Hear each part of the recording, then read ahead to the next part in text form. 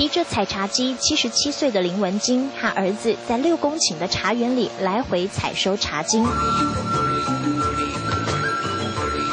赤脚踏进茶园，这一采就是50年。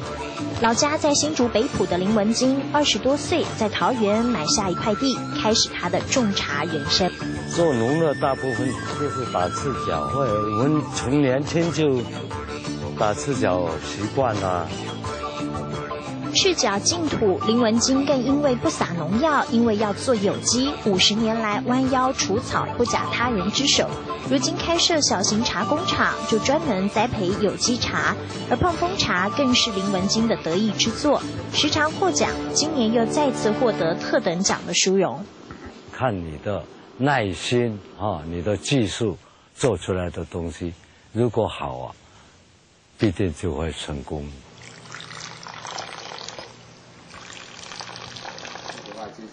淡温热的水和碰风茶叶轻柔接触，琥珀色的茶汤明艳耀人，还伴随着淡淡果香。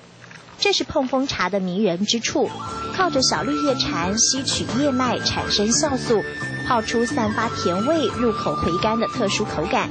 不仅在台湾受青睐，就连英国维多利亚女王尝过后都念念不忘，称碰风茶是东方美人茶。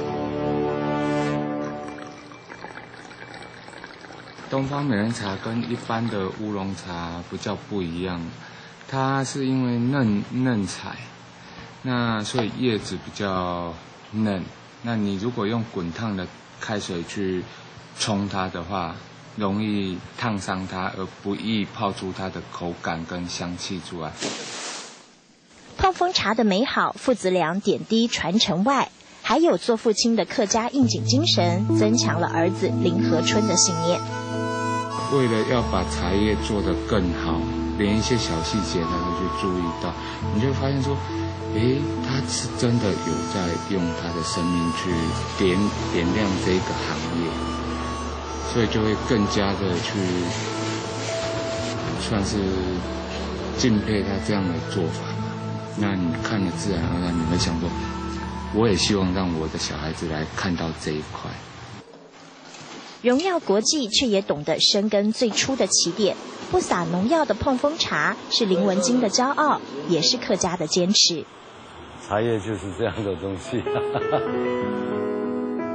50年的采茶人生，林文金在6公顷的茶园里细细铺排。获奖无数的碰风茶是最美的呈现。尝一口，找到我的感动时刻。